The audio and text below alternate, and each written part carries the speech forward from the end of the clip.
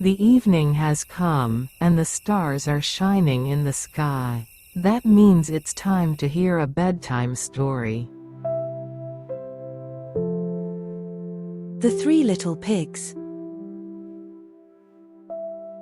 On a summer morning at the edge of the forest, three little pigs were frolicking. They jumped in puddles and sang so carefreely, as if summer would never end. But in the evenings it had started to get cold, the brothers were freezing, and the youngest suggested building a strong, warm house. The thought of having to stop playing upset the other two pigs so much that the construction was decided to be postponed for later. And only when the cold became completely unbearable did our story begin.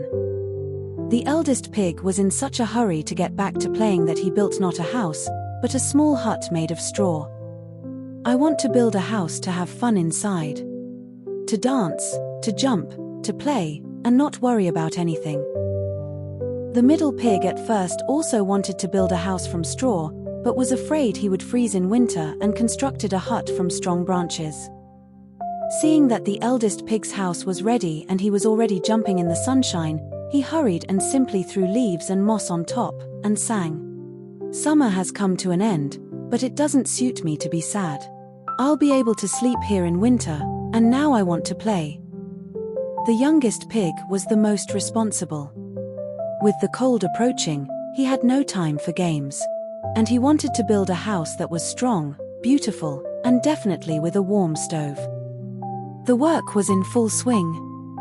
A stone house is not easy to build, especially without help. Days passed, the house grew, and soon even the roof was ready, with a bed of straw and bright yellow leaves. The happy pig couldn't stop admiring his little house and even composed a song. I didn't build my house quickly, it will be safe inside. There are no worries at all for the one who lives here.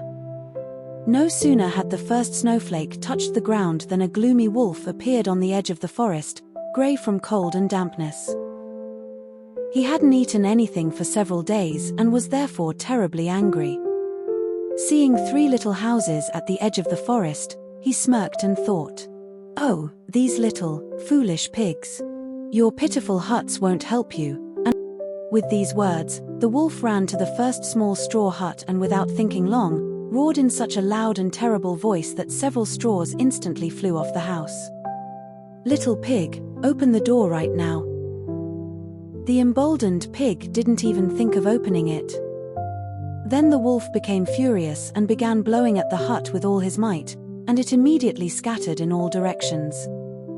The pig didn't even have time to gasp from surprise and fright. He ran very quickly to his middle brother's house, and the wolf chased after him. "Open the door, pigs, you can't hide from me." The eldest and middle pigs were trembling with fear and had absolutely no idea what to do. As soon as the wolf started blowing at the house made of branches, the two brothers jumped out and ran so fast to the youngest one's house that only their hooves were flashing. The youngest pig, of course, let his brothers in and slid the bolt on the heavy door. Even though they hadn't helped him build the house, they were still his brothers, and he loved them very much. The wolf didn't keep them waiting long. Seeing the three pigs through the window, he was terribly delighted. "Today I won't stay hungry," he grinned. But no matter how much the poor thing blew and knocked at the house, it stood firm. The wolf became furious, climbed onto the roof and climbed right into the chimney. He so wanted to quickly get inside and eat all the pigs, but flying down the chimney, he landed right in a pot of boiling water. The youngest pig had just been about to prepare dinner. The wolf got scalded and flew back out through the chimney onto the street. After wandering a bit around the deserted clearing, the still hungry wolf had nothing left to do but run away into the forest with his tail between his legs. And the three little pigs lived the whole winter in their warm, cozy house. Little pigs, very friendly fellows. Even trouble is no problem for them. They'll be together forever.